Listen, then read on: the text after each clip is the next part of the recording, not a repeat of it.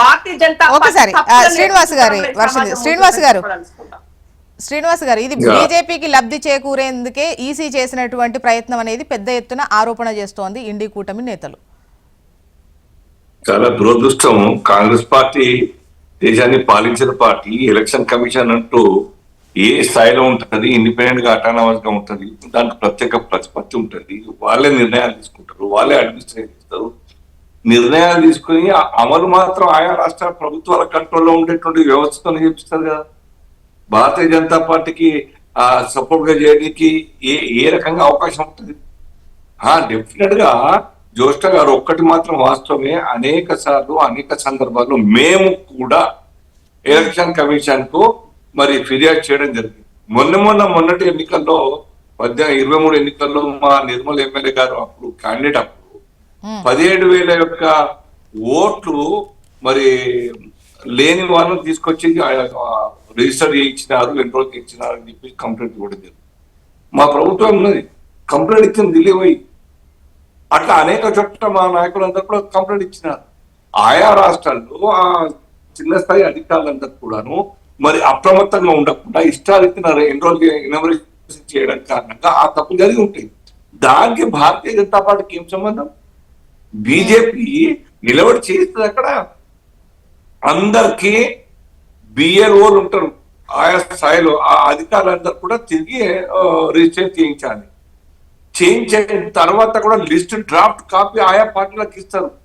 Objection కు time ఉంటుంది, దాని తర్వాత అడిషన్ డెలిషన్ కు టైం ఉంటుంది. కంప్లైంట్ ఇవ్వచ్చు మీరు, ఎవరైనా మేము ఇచ్చినట్టే వాళ్ళు కూడా ఇస్తారు. ఇది అందరి బాధ్యత. భారతీయ జనతా పార్టీ పని చేయించేది కాదు కదా. ఎలక్షన్ కమిషన్ అండర్ లో ఉండేటువంటి రాష్ట్ర ప్రభుత్వ అధికారులందరూ కూడాను ఈ పనికి ఏర్పడతారు. దీంట్లో బీజేపీ కోసం చేసింది ఏముంటది? కర్ణాటకలో వారు మీటింగ్ పెట్టి చేస్తున్నారు. అక్కడ మహాదేవ్పుర అసెంబ్లీలో అక్కడ బీజేపీ సర్కార్ ఉంది. అక్కడ విచిత్రమైన ప్రతిపాదన. సాక్షాత్తు రాహుల్ గాంధీ గారి కాన్స్టిట్యూన్సీలో కూడా అనేక పేర్లు, డబల్ పేర్లు వచ్చినాయి. చనిపోయినట్టుగా చూపించుకుని ఉన్నాయి, చనిపోకుండా లేకున్నా ఊరు లేకున్నా పేర్లు. అట్లా దేశవ్యాప్తంగా మా నాయకులందరూ కూడా ఈ రిపోర్ట్ డాటా తెప్పించి పెట్టడం జరిగింది. చాలా చోట్ల మీరు చెప్పినట్టుగానే. శ్రీనివాస్ సార్, మరి మీరు చేసినటువంటి కంప్లైంట్స్ ఏవైతే ఉంటాయో ఈ ఓట్లకు సంబంధించి, జాబితాకు సంబంధించి మీరు కూడా కంప్లైంట్ చేస్తున్నారు కదా, అంటే మీ కంప్లైంట్ ఓన్లీ ఈసీ పట్లేనా, లేదంటే వాళ్ళు కూడా వేరే పార్టీకి లబ్ధి చేకూర్చేందుకు, ఆయా రాష్ట్రాల్లో ఉన్నటువంటి అధికార పార్టీకి లబ్ధి చేకూర్చేందుకు కంప్లైంట్? లేదు, ఇప్పుడు పార్టీ చేయించిందని మేము అనట్లేదు. తప్పులు చేస్తే అధికారులు బాధ్యత వహించాలి. ఆ యొక్క ఓటర్ల యొక్క నమోదు డెలిషన్ కోసం చేసే ప్రక్రియ, కంప్లైంట్ ఇస్తే డెలిషన్ చేయాలి, మళ్ళీ ఇస్తే అప్డేట్ ఇస్తే కొత్త పేరు రావాలి. అది ఎలక్షన్ కమిషన్ కు బాధ్యత. స్థానిక అధికారుల ద్వారా జరిగేటువంటి పొరపాట్లు జరగకుండా చూడాల్సిన బాధ్యత. మేమేదో కమిషన్ కు సపోర్ట్ గా వత్తాసు పలుతూ మా పక్కన నిలబెట్టినట్టు మాట్లాడుతూ ఉంటారు. ఏంది అర్థంగా? ఇప్పుడు మహారాష్ట్రలో గెలిచినట్టుగా ఫస్ట్ మొదలైతే వాళ్ళ అనుమానం. మా యొక్క భూపేంద్ర యాదవ్ గారు ఇప్పుడు కేంద్ర మంత్రి, అప్పుడు ఆ ఎలక్షన్స్ లో ఇన్ఛార్జ్, చాలా స్పష్టంగా మొత్తం ఆ కాన్స్టిట్యూన్సీ ఎన్ని ఓట్లు పోలేని, ఇన్ని ఓట్లు యాడ్ అయినాయి, ఇన్ని ఓట్లు, ఆ రకంగా మాక్సిమం ఇటువంటి ఆరోపణ ఉన్నటువంటి ఒక అనుమానం ఉన్నటువంటి సెగ్మెంట్లు అంతా కూడా ఎన్సీపీ కాంగ్రెస్ గెలిచింది. అక్కడ కొన్ని 20 సీట్లు. అలాగే స్వయాన రాహుల్ గాంధీ గారి యొక్క కాన్స్టిట్యూన్సీ కూడా రాయబరేది కూడా. ఇది సేమ్ ఇక్కడ కూడా ప్రెస్ ముందర అబద్ధం చెప్తాం. అవుట్ ఆఫ్ 8 సెగ్మెంట్స్ జ్యోష్ఠ గారు సెంట్రల్ బెంగళూరులో ఒక్కటి మాత్రమే బీజేపీకి 7 కాంగ్రెస్ లీడ్ వచ్చింది. ఒక్కటి రావడం వల్ల 1,00,000 పైన ఓట్లు లీడ్ రావడం కారణంగా మేము ఓడిపోయామని చెప్పి 30 వెళ్తాను. విచిత్రం. ఆన్ రికార్డ్ తప్పులు నేను మాట్లాడుతున్నా. అవుట్ ఆఫ్ 8 4తో మేము లీడ్ వచ్చినాం, 4తో వాళ్ళు వచ్చినారు. అయితే శ్రీనివాస్ సార్, ఇక్కడ పెద్ద ఎత్తున ఓట్ల తొలగింపుకు సంబంధించి ఇప్పుడు ఒకరి పేరు మీద 2 ఓట్లు ఉండడం ఇవి ఒకటైతే, ఓట్ల తొలగింపు ఉన్నా కూడా లేరు, చనిపోయారు అన్నటువంటివి ఇచ్చి, మామూలుగా రెగ్యులర్ గా ఎటువంటి ప్రాక్టీస్ చూస్తాం, చనిపోయిన వాళ్ళకి కూడా బతికున్నట్టుగానే ఓట్లు వేసినటువంటి పరిస్థితులు చూసినటువంటి క్రమంలో, బట్ ఇక్కడ ఉన్న వాళ్ళే చనిపోయారు అని చెప్పేసి పెద్ద ఎత్తున అటువంటివి వాళ్ళు బయటకు వస్తున్నారు కదా.